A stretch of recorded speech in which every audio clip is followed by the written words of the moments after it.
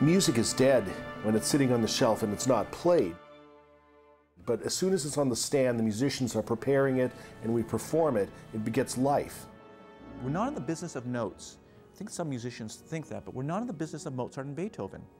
Maybe even the audience thinks that, but we're really in the business of emotion. We're in the business of love. One of the first things I did is I called all of the musicians together. We sat in a big room together, and I said, before we launch on this, this is my plan. And I had a very detailed plan. I put out, this is the state of our industry, because musicians tend to live a somewhat sheltered life. And I said, this is failing here, and this orchestra is in debt here, and this is where the industry is moving, this is where the internet is taking us.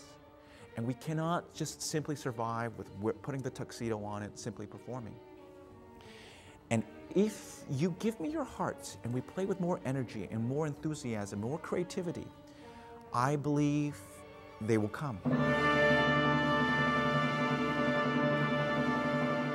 This concert is about Mozart's very best, and those are very ambitious words. Where do you start with someone who's already a genius? How do you choose what you might consider best? Well, we've decided to choose 3 pieces that represent his virtuosity of composition and his depth of emotional understanding. The first work on the program, the Don Giovanni Overture, perfectly encapsulates what the whole opera is about.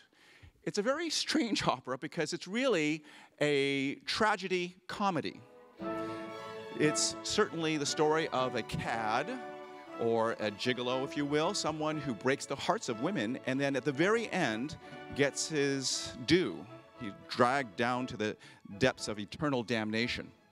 And how do you weigh comedy with such dark emotion? Well, Mozart does it quite well in this opera, and in this overture as well. It begins with one of the most ominous and foreboding slow introductions to a classical piece.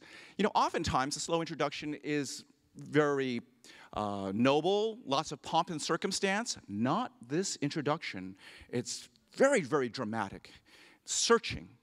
And then it leads directly into an allegro, which is completely opposite. It's the sunshine, it's the optimism of joy and the carefree life that Don Giovanni leads.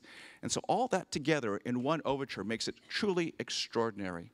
So we'd like to perform now the Overture to Don Giovanni by Wolfgang Amadeus Mozart.